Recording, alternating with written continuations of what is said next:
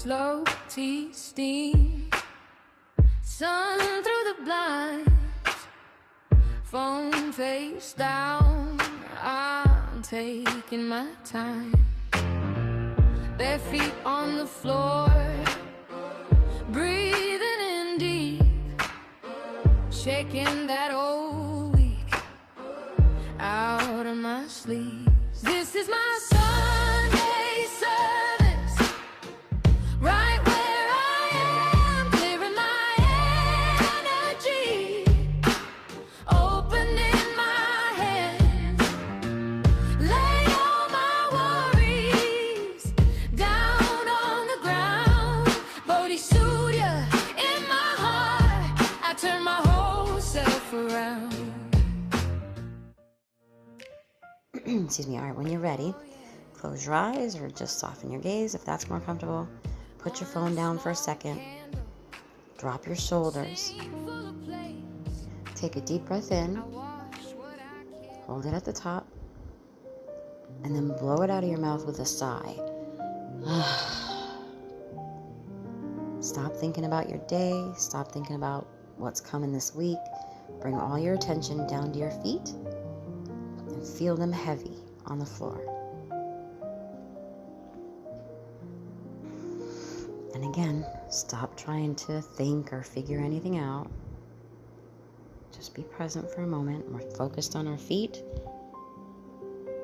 And we're going to imagine the bottom of your feet opening up, and every bit of the hot, buzzing, anxious static that's in your body, in your head, and your chest is moving down, flowing down your spine, down your legs, and draining straight out of your feet into the earth below.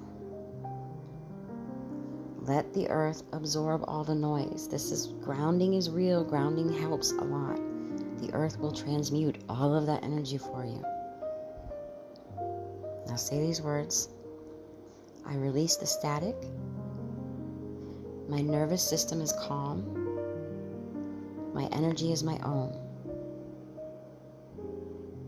And feel your feet get heavier and cooler as the earth's taking all that energy and stabilizing you, rooting you. Take one more deep breath. Blow it out. And really quick, we're going to do a little bit of movement. Like I said, you get the energy moving. You just have to slightly move every piece of your body. So we just want to raise your eyebrows a couple times. Raise them, let them go. Raise them, let them go. Squinch your face. Any way you can squinch up your face a couple times. Then move your head carefully. Lean it to the left. Lean it to the front. To the right. To the back. And then upright.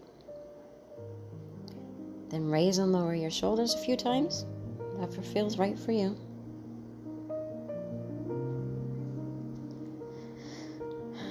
Then bend and straighten your elbows a few times.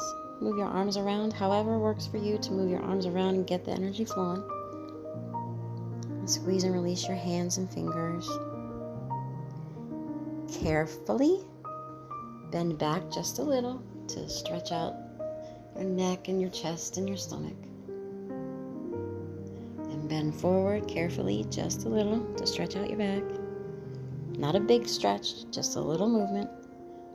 Bend to the side. Bend to the other side. Squeeze and release your butt a few times.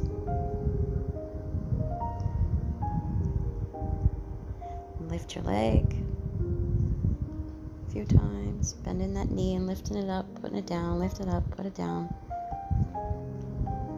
And the other leg. Carefully. Rotate your ankles a couple times. Rotate your other ankle a couple times. Squeeze and release your foot. Squeeze and release your other foot. Just make sure you're just moving every part of your body just a little bit. And then stand there and you can feel the energy start to move through you. Take one more deep breath in through the nose. Hold it. And blow it out of your mouth. Okay. So I really want to get this out so I don't really have a topic so much that isn't going to be in the messages I give. So we're going to skip to the messages. When you're ready, open your eyes. Okay, we're going to talk about something really important that keeps coming through. You cannot outrun your path. You cannot rush the process we're in. We are in the ascension. We are in transformation, particularly in empaths and HSPs. You can't outrun this. You can't speed it up, force it. Take a deep breath. You can't force your way forward when the universe wants you to slow down. And you'll notice you keep having, if you're trying to force things or rush things, you'll have setbacks, you'll get sick, your car will break down, things will keep making you pause because you need a pause. If things are blocking you, it's because there is something right here in the moment that you are supposed to notice. There's something you need to look at, or something you need to work on or heal. We get so caught up in the goals and what we want and the timelines and the chasing, but you didn't come here. You did not come to this planet just to cross those things off a bucket list. You're here to learn and to grow. Everything else is extra. So stop fighting the pause. Stop viewing the delay as a punishment. It's an alignment check. What is the universe trying to show you right now? The other part of this is, have you ever noticed that, like, when you desperately need something to happen, or you're obsessed with trying to get someone to call you or whatever, like, it either completely refuses to come in, or if it does, it comes in and then slips right through your fingers. There's an energetic reason for that. You have to stop needing it. When you sit in the energy of needing, you are actively screaming to the universe, I don't have this, I'm lacking this. And because the universe mirrors back your current frequency, it answers that exact vibration. It keeps you stuck repeating the cycle of not having it. Desperation is a block. It locks the door.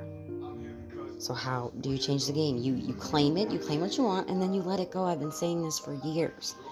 Claiming it means you step into the absolute knowing that it's already yours. It's done. It's settled. You don't need to beg for something that already belongs to you. Once you claim it, release your grip. You stop suffocating the energy, because when you truly believe, you don't panic, you don't chase, you just rest in the certainty that the universe delivers exactly as it should, exactly on time. So you have to shift your frequency from I need this to happen to I am ready to receive it. It's coming. And watch how fast the door opens. Oh, here we go. Sorry, be aware once again of the jealous people. Talk. There's talk behind your back.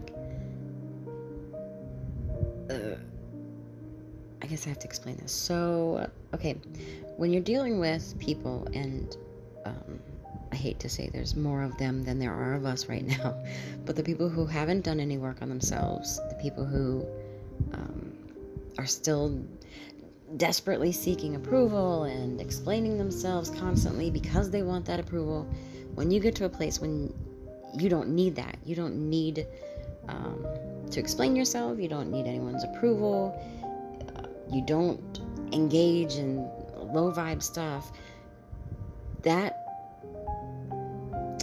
how can I say this? That confuses people, number one, but it also puts a mirror up to them and shows them like, oh, I'm still in this low vibe stuff. Well, I can't, people who haven't done the work, they can't do that. They can't admit to themselves that they're low vibrational people. In this, there's like a group, at least two people, that are like gossiping behind your back, because they view you, although they won't admit it, they view you as being successful, whether you're you've got a higher education, you're emotionally more mature than they are, whatever it is. They view you as having the ability to handle challenges easier than they do, because they haven't done any work on themselves, and they're stuck in like a stagnant energy. There's all this stagnant energy all around whoever this is for.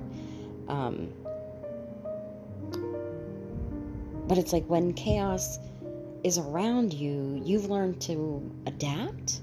Like, you don't have a breakdown.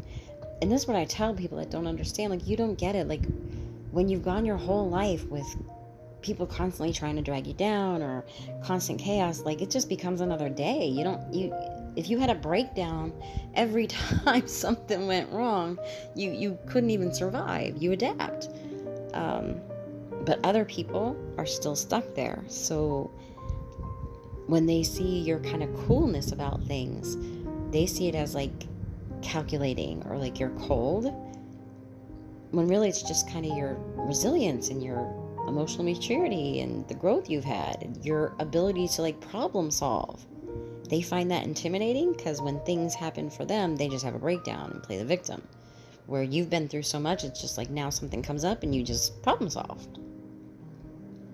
You have like a natural grounded presence. You don't, like I said, you don't seek attention or validation, and that really confuses these people because they're still deep in that. They want to be seen a certain way, so they're constantly seeking validation. They're constantly over-explaining themselves, what's the word I'm looking for? They're constantly trying to narrate how you should see them. If they want to be seen as intelligent, they want to keep telling you they're intelligent. If they want to be seen as a good person, they want to constantly tell you they're a good person. Like they can just tell you that. Like you won't see the actions. You know what I mean? It's just that kind of weird people. So when you don't seek attention or seek validation or don't explain yourself constantly, that confuses those other people that are still performing to get approval. And there's something about your silence and your confidence, and that is a threat to these people. These people who are constantly playing the victim, who are constantly loud, constantly complaining.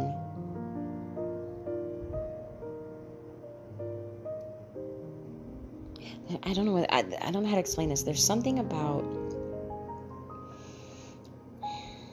you're beginning to, master life, right? You've been through so much, so you've learned so much, so you've grown so much, and they haven't. And so when someone tries to throw drama your way and you don't engage, it kind of sets them off more. They think you're like cheating in some way. When really, like I said, you've invested in your growth. You've invested in maintaining a higher vibration. And that keeps you kind of ahead of other people because they are stuck in the, I'm getting scarcity mindset. And I'm getting there's like crazy talk behind your back.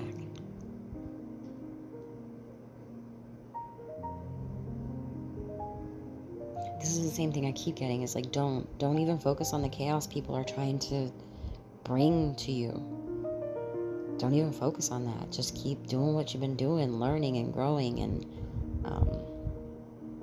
I'm getting you're showing them, like it's almost like your very existence, the way you exist, is giving them like a master class in things they haven't learned yet.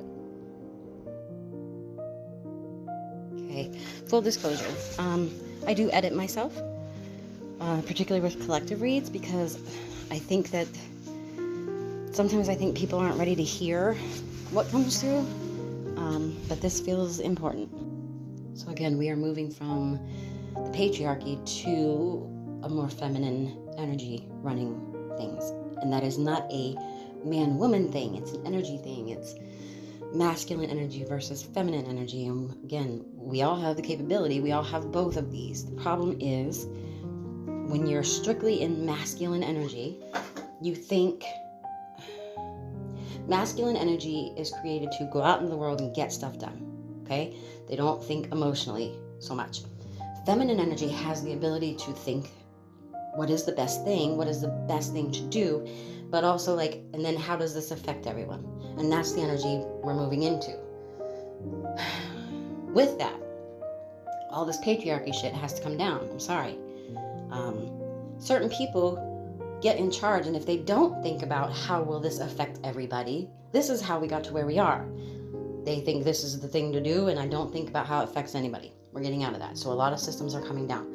Say that to say, what I was getting was that the future, the very near future, is not going to be so much about jobs, working for other people, working your butt off to make money for other people.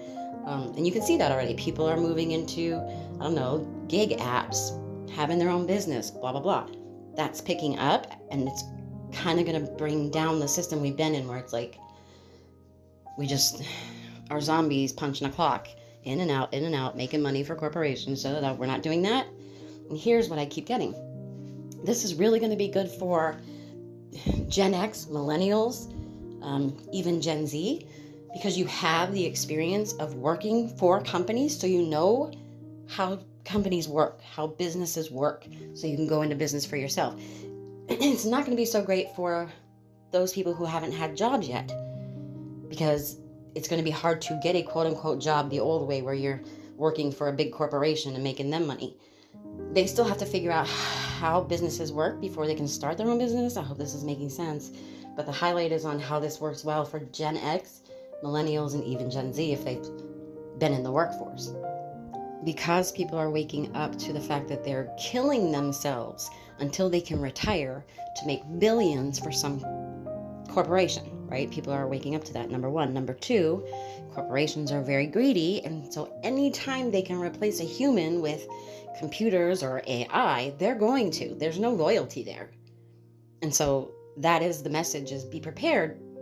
Specifically, like I said, those of you who have already worked for companies and you at least have an idea of how businesses are run, or you have at least had the experience in your field, so you can start a business with it. Where we are right now, manifestation should be coming much, much faster than it ever has for you. And if it's not, you need to look at a couple things. One, have you worked on your blockages? Have you worked on the things? Let's say, for example, you're trying to manifest money. Have you worked on, like, as a child, were you taught money's hard to come by? Money doesn't grow on trees. You got to work harder to make more. Were you taught those things, and have you worked on those things to get those blockages out? If you've worked on your blockages and it's still not coming, then you need to look at, like, the energy you're putting out. I keep saying you can't put out crap energy and expect good things to come in. So if you're hating on people, if you're jealous of people, if you're letting yourself get bogged down in the collective heavy energy, that kind of thing. Birds, you could be seeing birds, or like interacting with birds. I know that's been happening a lot lately since probably the end of last year. Like, I'll just be standing outside. I stand outside a lot to do these voice notes, and like birds will just kind of come hobbling up to me and just stand there looking at me, or just stand there tweeting. You might experience that. But animals seem to be important. Something about animals recently, just kind of coming up to you, or you're interacting with them, something. But also something about, like, trigger warning, pets from the other side trying to talk to you. But all of this is supposed to be like verification that this might be for you. About, there's a heavy thing about particularly the people I work with who have kind of, if you're in the group of people that have been in separation, or if you're in the group of, like, you've been single for a very long time, it's like there was a bunch of things to heal, and so you had to be on your own for a while, and now that leads to, like, financial breakthrough. And I'm trying to get all this out to say, I keep seeing $13,000. $13,000. Somebody's getting $13,000